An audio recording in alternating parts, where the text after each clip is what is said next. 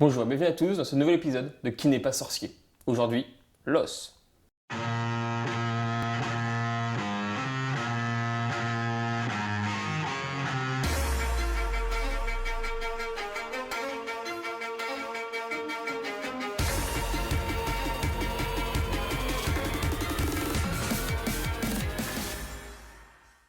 L'os est la composante passive de l'appareil locomoteur, mis en mouvement par des muscles, servant pour la locomotion, le soutien et la protection des organes vitaux, sur un plan mécanique, ainsi qu'à l'hématopoïèse et au stockage du calcium. sur un plan physiologique. On peut les classifier selon leur dimension Long, plat, court, mais on s'en fout. ou selon leur histologie, compact ou spongieux. Ce qui sera bien plus pertinent pour nous ici. L'os compact sera formé d'ostéons, un système tubulaire de 100-200 micros de long, concentrique, orienté dans le sens de la diaphyse, tandis que l'os spongieux sera formé de fines travées osseuses.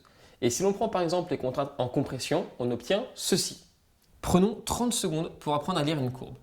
La hauteur nous donne la résistance, la phase plastique nous donne la ductilité, la pente de la courbe nous donne la raideur et l'air sous la courbe nous donne la ténacité. On peut remarquer qu'à contrainte égale, l'os spongieux sera plus ductile, moins résistant et plus tenace.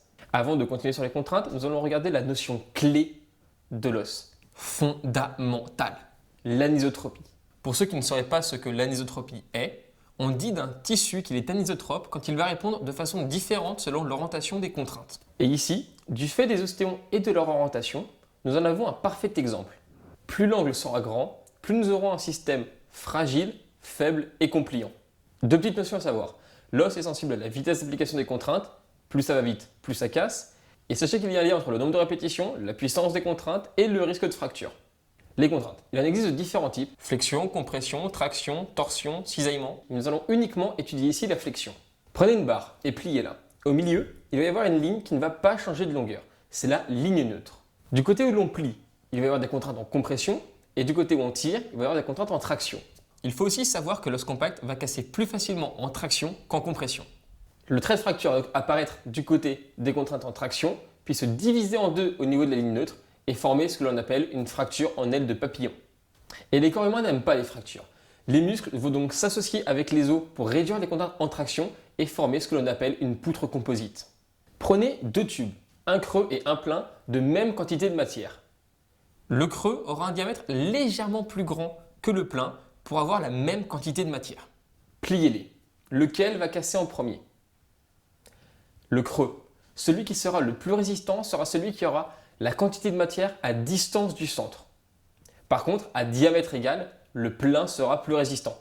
On va maintenant étudier les deux grands noms de l'os. Et par grand nom, je veux dire connu et à connaître. Le premier, Wolff, est sa relation indiquant que les structures et la masse vont s'orienter de façon à résister aux contraintes.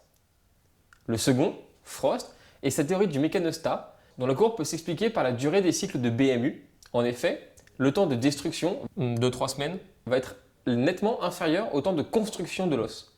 environ 3 mois. C'est pourquoi une personne sédentaire va perdre de la masse osseuse. Il faudra un minimum de contraintes pour stimuler la formation de l'os. Et c'est pourquoi un os immobilisé sera plus faible, plus fragile et plus compliant. Et enfin, les effets de l'âge et du sexe. Homme-femme, et pas matin, midi, soir. Et donc l'ostéoporose. C'est-à-dire une augmentation de la porosité de l'os et une diminution de sa densité et de sa résistance. En vieillissant, l'os perd en densité et gagne en fragilité, il y a une perte de masse. Et l'ostéoporose, c'est quand on arrive dans un état de trop grande fragilité. On peut lutter contre avec des exercices à impact jeune pour avoir un pic de masse osseuse plus tardif et donc retarder l'entrée dans l'ostéoporose.